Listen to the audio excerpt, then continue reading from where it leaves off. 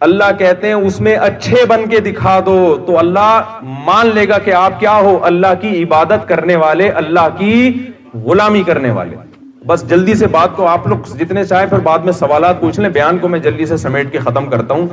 To the point بات ہو نا، مختصر ہو، وہ تو زیادہ اچھی طرح دماغ میں بیٹھتی ہے۔ تو لِيَبْلُوَكُمْ أَيُّكُمْ أَحْسَنُ عَمَلًا، اللہ دیکھنا چاہتے ہیں تم میں اچھا عمل کون کرتا ہے۔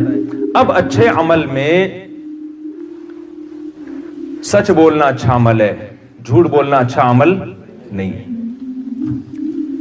کچھ اچھے عمل ایسے بھی ہیں جن کو آج ہم نے اچھے عمل کی فہرست سے نکال دیا۔ میں یہ عرض کر رہا تھا کہ عیسائیوں میں رہبانیت آئی، تبھی تو وہ ریاست اور اسٹیٹ کے ساتھ چل نہیں سکا نا وہ مذہب۔ ہم کل گئے روم میں، ویٹیکن سٹی کے نام سے بالکل ایک الگ ریاست ہے، اس کو کیا ہو گیا، ویٹیکن سٹی کے نام سے بالکل ایک الگ ریاست ہے نا۔ وہ سائنس اور ٹیکنالوجی کے ساتھ چل نہیں سکا، وہ مادی دنیا کے ساتھ شانہ بشانہ چل نہیں سکا۔ لیکن آپ کو پتا ہے اسلام جب دنیا میں آیا اسی کے بعد سائنسی ترقی کو عروج ملا ہے۔ میں نے گورو کی کتاب پڑھی ہے جس میں انہوں نے اعتراف کیا کہ اگر مسلم سائنسدان نہ ہوتے تو آج ہم جس ترقی تک پہنچے ہوئے ہیں نا، ہمیں 500 سال لگتے یہاں پہنچنے میں۔ اسلام کے آنے کے بعد سائنسی ترقی کم ہونے کے بجائے کیا ہوئی ہے، بڑی ہے۔ کیوں؟ قرآن جگہ جگہ غور و فکر کا حکم دیتا ہے۔ ان فی ذلک لآیات لأولی الالباب، اس میں نشانیاں ہیں عقل مندوں کے لیے۔ ان فی ذلک لآیات لقوم یتفکرون، غور و فکر کرنے والوں کے لیے۔ ہوتا یہ ہے کہ جو باطل مذہب ہوتا ہے وہ آپ کو غور و فکر سے ہٹاتا ہے، وہ آپ کو کہتا ہے بس تمہارے باپ دادا نے جو کہہ دیا سر جھکا کے سنتے چلے جاؤ۔ اسلام جب آیا تو اسلام انہیں بار بار غور و فکر کرنے کی اپیل کر رہا ہے۔ الہم ارجل یمشون بہا، جن بتوں کے سامنے تم جھکتے ہو کیا ان کے پاؤں ہیں جس سے یہ چل سکتے ہیں؟ ام لہم اعین یبصرون بہا، کیا ان کی آنکھیں ہیں جن سے یہ دیکھ سکتے ہیں؟ ام لہم آذان یسمعون بہا، بتاؤ کیا ان کے کان ہیں جن سے یہ سن سکتے ہیں؟ تو کچھ بھی نہیں کر سکتے یہ، تو پھر کیوں ان کو تم خدا بنا کے بیٹھے ہو؟ یہ ساری عقل کو اپیل کرنے والی باتیں ہیں نا، ساری باتیں عقل کو اپیل کرتی ہیں۔ وَإِنَّ لَكُمْ فِي الْأَنْعَامِ لَعِبْرَةً نُسْقِيكُم مِّمَّا فِي بُطُونِهِ مِن بَيْنِ فَرْثٍ وَدَمٍ لَبَنًا خَالِصًا سَائِغًا لِّلشَّارِبِينَ۔ اللہ نے غور کرنے کا حکم دیا، دیکھو سوکھا چارہ اس جانور کو کھلاتے ہو کیسا چکنا گاڑا دودھ نکلتا ہے۔ کیا یہ فیکٹری آٹومیٹیکلی خود بخود وجود میں آ گئی ہے؟ آپ اس سوکھے چارے کو لے جائے جاپان کے سائنسدانوں کے پاس کہ یار ایک تیل کا قطرہ، چکنائی کا قطرہ نکال کے دکھا دو، کہیں گے بھائی اب تک ایسی مشین جاپان نے بھی ایجاد نہیں کی ہے۔ اللہ کہتے ہیں میں تو صدیوں پہلے ایجاد کر چکا ہوں۔ کمال کی بات ہے جو کام اب تک جاپان کے سائنسدان نہیں کر سکے، اس مشین کے بارے میں کہا جاتا ہے یہ خود بخود وجود میں آ گئی ہے۔ اس مشین کے بارے میں جس کو گائے بھینس کہتے ہیں، یہ کیسے ہو سکتا ہے بھائی؟ جو کام اب تک بڑے بڑے سائنسدان جو مشین نہیں بنا سکے، وہ مشین آٹومیٹیکلی کیسے خود بخود وجود میں آ گئی؟ تو اللہ نے ہمیں کیوں بنایا میرے بھائی؟ یہ بات دماغ میں رہے گی آپ لوگوں کے۔ اللہ نے ہمیں اٹلی میں پیسہ کمانے کے لیے پیدا نہیں کیا، یہ ہماری ضرورت ہے، یہ ہمارا مقصد نہیں ہے۔ کمائیں آپ ضرور، لیکن یہ ہمارا ہدف نہیں ہے۔ یہ تو بہت بڑے بڑے لوگ آئے کھا پی کے چلے گئے دنیا سے، ہم بھی چلے جائیں گے، مر جائیں گے۔ بہت آئے، جب جائے نا قبرستان میں جا کے دیکھا کریں، بہت لوگ آئے اور 50 سال کے بعد ہم میں سے کوئی بھی اوپر بیٹھا ہوا نہیں ہوگا، سارے لیٹے ہوئے ہوں گے۔ بستر پہ لیٹے ہوئے بھی ہوتے ہیں نا، غنیمت کی بات ہے، زمین کے نیچے لیٹے ہوئے ہوں گے۔ آپ سمجھ نہیں پا رہے بات کو، میرا خیال ہے آپ بڑے خوشی سے یوں کر رہے ہیں، ماشاءاللہ لیٹے ہوئے ہوں گے، آرام کر رہے ہوں گے۔ سارے ہم کہاں لیٹے ہوئے ہوں گے؟ زمین کے نیچے۔ تو تھوڑا سا ہمیں غور و فکر کرنا ہے۔ دیکھو ہمارے ذمہ دو کام ہیں، ایک ہم نے خود بھی دین پہ چلنا ہے، اور میں بار بار کہہ رہا ہوں دین آپ سے دنیا چھڑواتا نہیں ہے، اس دنیا کے اندر رہ کر آپ اپنے عمل کو اچھا کر لو، دھوکہ نہ دو، ملکی قوانین کو فالو کرو، ملکی قوانین کے خلاف نہیں چلو۔ جب آپ یہاں آئے ہو، آپ نے یہاں کی گورنمنٹ سے ایک ایگریمنٹ کیا ہے تو آپ شرعاً پابند ہیں اس ایگریمنٹ کے۔ ہمارے نبی صلی اللہ علیہ وسلم نے معاہدوں کی کیسی زبردست پابندی کی ہے۔ صلح حدیبیہ میں آپ صلی اللہ علیہ وسلم کا مشرکین سے معاہدہ ہوا کہ جو یہاں سے مسلمان ہو کے مشرکین کے پاس جائے گا، مشرکین اس کو واپس نہیں کریں گے۔ لیکن مکہ میں کسی نے اسلام قبول کیا اور پناہ کے لیے مدینہ آیا تو مدینہ والے اسے پکڑ کے مکہ والوں کے حوالے کر دیں گے۔ بظاہر یہ بہت عجیب سی بات ہے یا نہیں ہے؟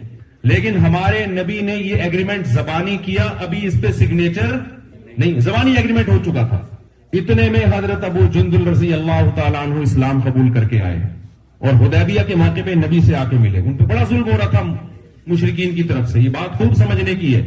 ہمارے نبی نے کیا کیا؟ ان کو مشرکین کے بولو حوالے کر دیا. آپ صلی اللہ علیہ وسلم کے اپنے ساتھی پریشان ہوئے کہ ایک شخص جس پہ مکہ میں ظلم ہو رہا ہے اور وہ اسلام قبول کر کے یہاں آ رہا ہے، آپ کی پناہ میں آ رہے، یا رسول اللہ آپ ان کو کیسے واپس حوالے کر رہے ہیں تاکہ یہ دوبارہ ظلم کریں؟ اور ابھی معاہدے پہ سگنیچر بھی نہیں ہوئے. لیکن زبانی، اصل تو زبانی معاہدہ ہے نا، جب وہ ہو گیا تو ہو گیا. مسلمان کی تو کہتے ہیں نا زبان ایک ہوتی ہے.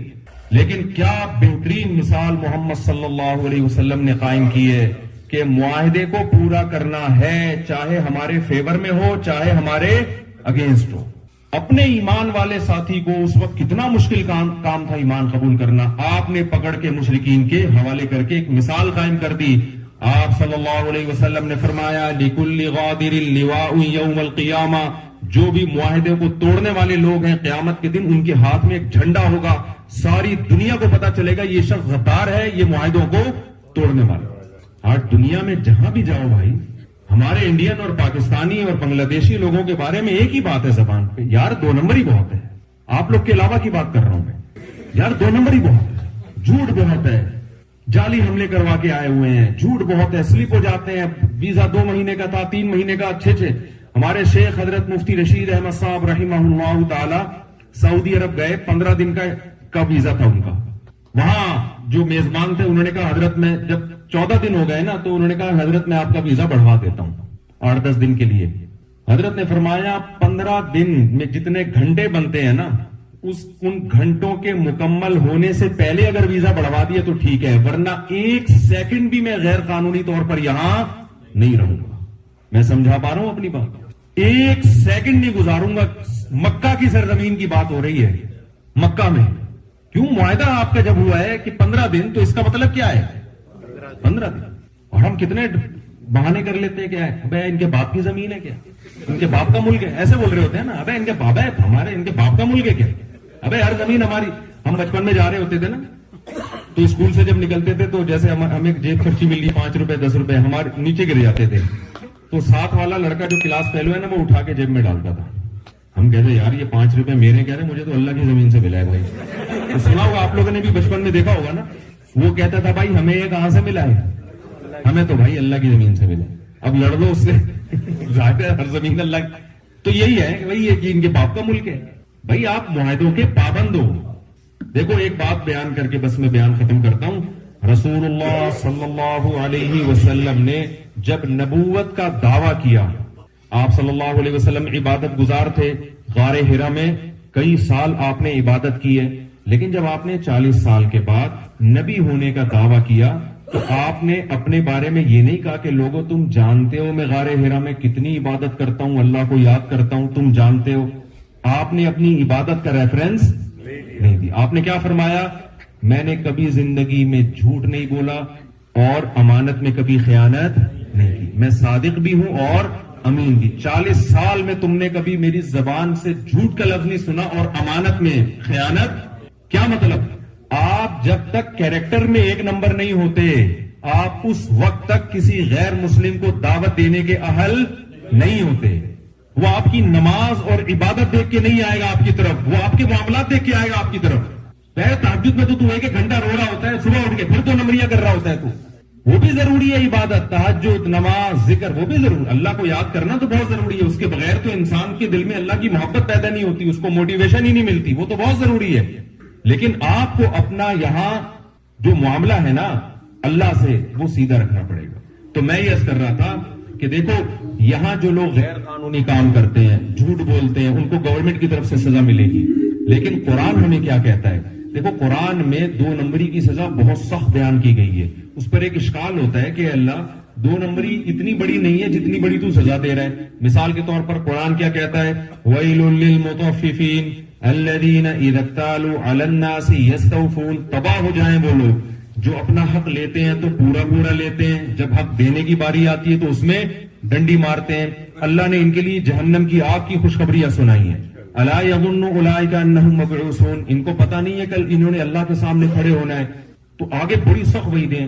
اب سوال پیدا ہوتا ہے بھائی ایک آدمی نے اگر ناپ تول میں کمی کی ہے, کسی کا حق اپنا حق پورا لیا, دوسرے کا حق تھوڑا دیا, تو اس کی اتنی سی سزا قیامت میں مل جاتی کہ اللہ اس کا پورا حق دلا دیتے سامنے والے کو, حساب برابر ہو جاتا نا. کیا خیال ہے بھائی؟ اسلام میں جو چوری کرتا ہے تو حکومت کو آرڈر ہے کہ اس کا ہاتھ کاٹے, عام آدمی کو اجازت نہیں ہے کہ کسی کا ہاتھ کاٹ دیں. آپ جاتے حکومت کو آرڈر کیا ہے کہ اسلامی حکومت ہو تو حکومت کو آرڈر کیا ہے چور کا ہاتھ کاٹے. سوال پیدا ہوتا ہے کہ اس نے چوری 5,000 کی ہوگی, 10,000 کی ہوگی, اور ہاتھ 5-10 ہزار کا ہی کروڑوں کا ہے, تو اللہ اس کا کروڑوں کا ہاتھ کیوں کٹوا دیتا ہے؟ اس کا جواب یہ ہے, یا انسان کسی کو قتل کر دے, اس کی دنیا میں سزا کیا ہے کہ قاتل کو پھانسی پہ لٹکایا جائے, اس کو قتل کیا جائے. لیکن قرآن کہہ رہا ہے نا, یہ تو دنیا کی سزا ہے, آخرت کی سزا ہے ہمیشہ کی آگ, ہمیشہ کی آگ. کیوں؟ وجہ اس کی یہ دیکھو, اسلام میں جب آپ کوئی جرم کرتے ہیں نا تو یہ مخلوق کے ساتھ بھی ناانصافی ہے, لیکن جس خدا نے پیدا کیا اس کے حکم کی بھی نافرمانی ہے. تو آخرت میں جو اتنی بڑی سزا ملتی ہے وہ اس لیے نہیں ملتی کہ آپ نے مخلوق کا دل دکھایا ہے, وہ اس لیے کہ جس نے پیدا کیا تھا آپ نے اس کے حق کو ضائع کیا ہے. تو جو جتنا بڑا حاکم ہوگا اس کی نافرمانی کا وبال بھی اتنا ہی زیادہ ہوگا. تو مسلمان کو دیانتداری میں, سچ میں غیر مسلم سے کم 20 گنا زیادہ آگے ہونا چاہیے, اور مسلمان ان چیزوں میں 20 گنا پیچھے. تو آج سے زندگی مجھے بھی چاہیے اس اصول کو سامنے رکھ کے گزاروں, اور آپ حضرات کو, کہ ہم دنیا میں کسی ہدف کو لے کر, آپ کو ہم یہ نہیں کہہ رہے کہ آپ چھوڑ چھاڑ دیں دنیا کے سارے کام, وہ تو کرنے ہیں, صحابہ نے کیے تھے. حضرت ابو بکر رضی اللہ تعالیٰ عنہ اور حضرت عثمان کی جو تجارت تھی کروڑوں اربوں روپے کے اثاثے تھے. ہم نے ہمارے یہاں مدرسے میں کیلکولیشن کی گئی ہے, تحقیق لگائی کسی کے ذمے کہ یہ بڑے بڑے صحابہ جو مالدار تھے نا, ان کے پاس سرمایہ کتنا تھا, تو آج کے دور کے لحاظ سے اربوں روپے سرمایہ بنتا ہے. ہمارے نبی نے کسی صحابی کو نہیں کہا کہ اتنا پیسہ کیوں کما رہے ہو, تو کبھی بھی نہیں کہا, کیونکہ اسلام میں پیسہ کمانا منع ہی نہیں ہے. اگر آپ جائز طریقے سے کما رہے ہیں, اس میں غریبوں کا حق رکھ رہے ہیں, رشتہ داروں کا حق رکھ رہے ہیں, اگر آپ جائز طریقے سے کما رہے ہیں تو ڈبل کما لیں. کس نے منع کیا ہے آپ کو؟ سلیمان علیہ السلام اللہ کے پیغمبر تھے یا نہیں تھے؟ ان کی شاہانہ زندگی قرآن نے بیان کی ہے کہ نہیں کی؟ اتنا عالی شان تخت رکھا ہوا تھا, کوئی کہہ سکتا تھا کہ حضرت آپ کو کیا ضرورت تھی اتنا عالی شان تخت رکھنے کی, اور ہیرے جواہرات آپ کے تاج میں جڑے ہوئے ہیں. ہمارے نبی صلی اللہ علیہ وسلم پیوندہ کپڑے پہنتے تھے. سلیمان علیہ السلام بھی پیغمبر, محمد صلی اللہ علیہ وسلم بھی پیغمبر, دونوں اللہ کے نیک بندے. قرآن میں دونوں کی تعریفیں, ایک کو اللہ نے دولت دے کے آزمایا, اور ہمارے نبی صلی اللہ علیہ وسلم کی خواہش تھی کہ میں دولت نہیں رکھنا چاہتا, تو اللہ نے آپ کو آپ کی حساب سے زندگی عطا فرمائی. اس میں اللہ نے بتا دیا کہ نہ میری نظر میں پیسہ رکھنا برا ہے, نہ پیسہ نہ رکھنا برا ہے. میں تو یہ دیکھتا ہوں کہ اگر کسی کو میں نے مسکین بنایا تو غریب بن کے خدا کو راضی کرتا ہے, ناراض کرتا ہے. اگر میں نے کسی کو دولت دی ہے تو اس دولت میں اللہ کا حق وہ رکھتا ہے کہ نہیں رکھتا. قارون کو موسیٰ علیہ السلام نے کیا کہا تھا؟ احسن کما احسن اللہ الیک. بہت خزانے تھے نا قارون کے پاس, اس کے چابیاں جانور لے کے چلا کرتے تھے خزانوں کی.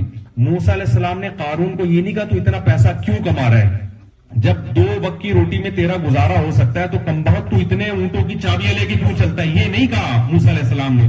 موسیٰ علیہ السلام نے اس سے یہ حکم دیا تھا, احسن کما احسن اللہ الیک. جیسے اللہ نے تجھ پر احسان کیا ہے تو اللہ کی مخلوق کا حق بھی ادا کر, تھوڑا غریبوں کا بھی خیال کر لیا کر. تو اللہ کی نظر میں پیسہ کمانا بری چیز نہیں ہے. کمانے کے بعد اللہ کی مخلوق کو بھول جانا یہ برا عمل ہے. سمجھ میں آ رہی ہے بات؟ تو اب زندگی کا ہدف سامنے رکھ کے گزارے. اور آخری سچی بچی کی آخری بات, آپ کہیں گے آخری کر کے مفتی صاحب کھینچے چلے جا رہے ہیں.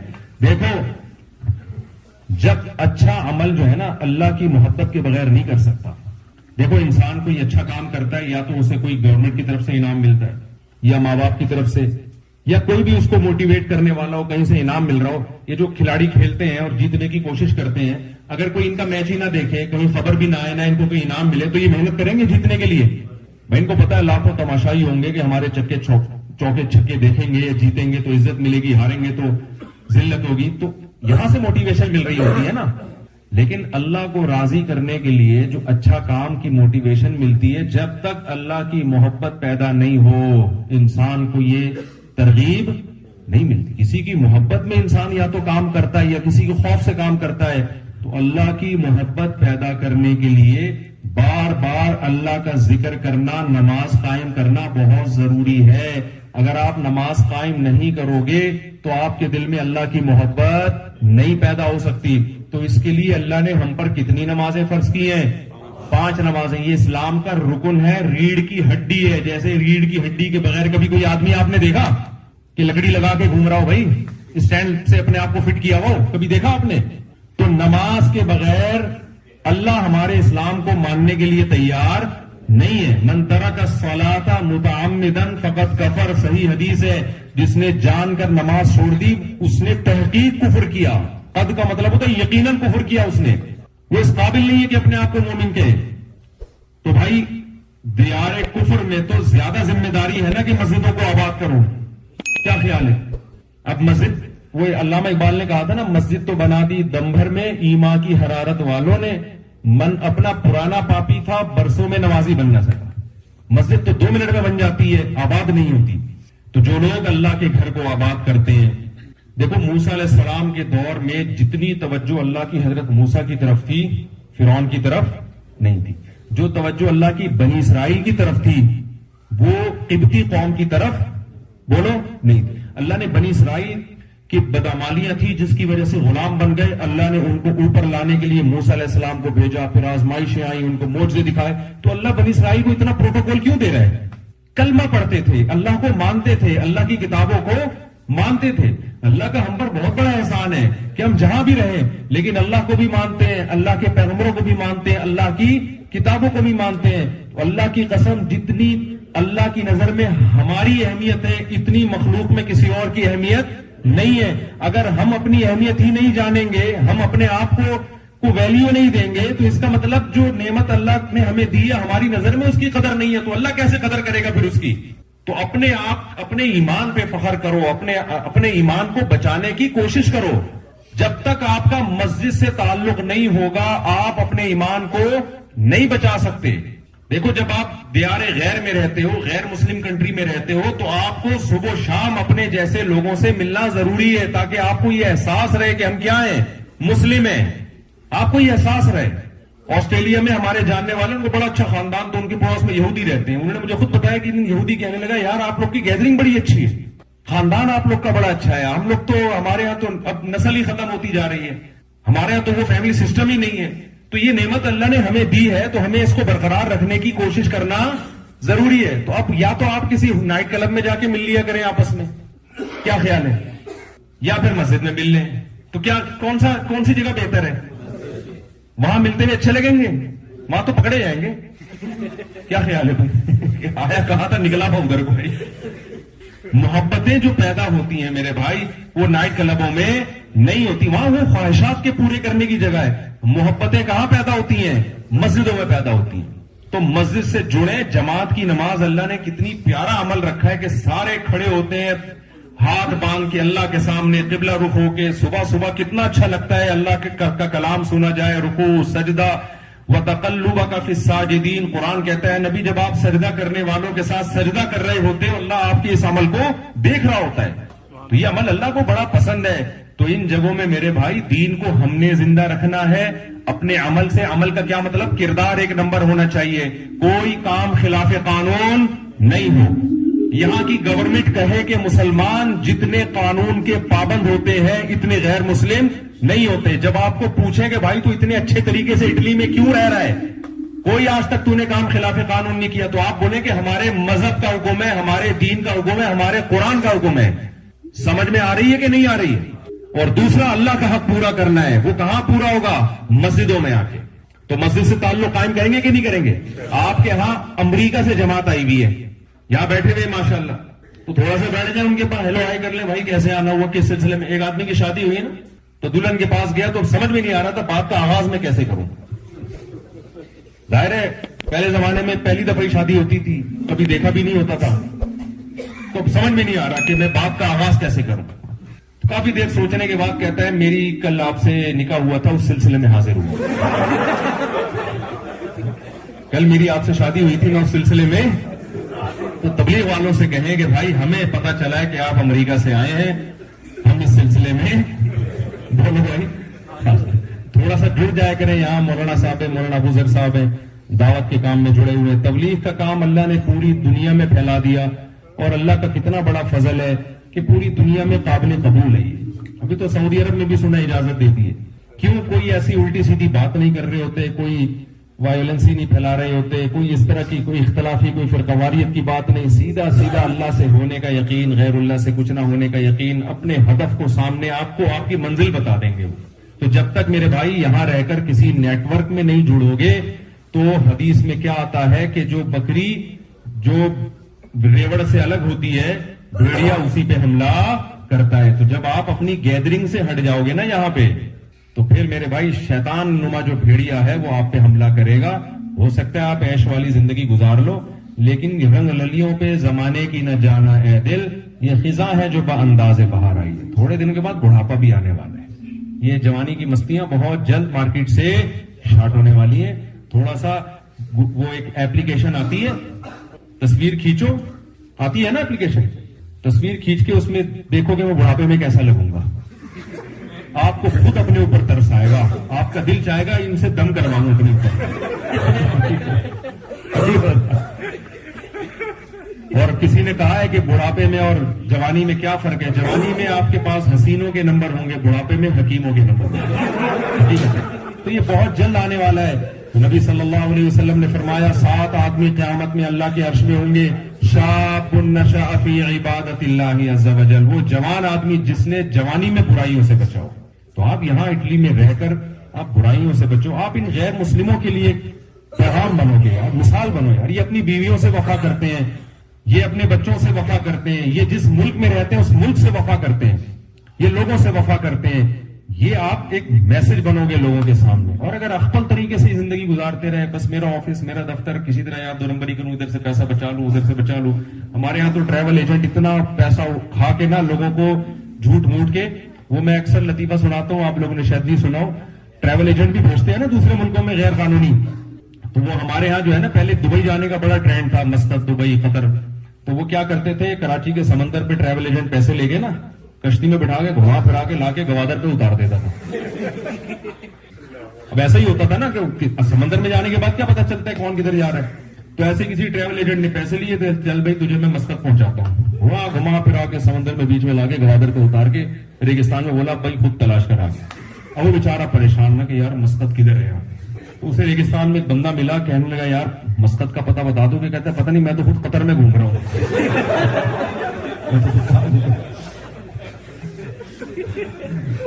تو یہ 2 نمبریاں بہت ہوتی ہے. اللہ تعالی ہم سب کو 2 نمبریوں سے بچائے. تو مسجد سے جڑنے کا سب جو ارادہ کرتے ہیں ذرا ہاتھ کھڑا کریں.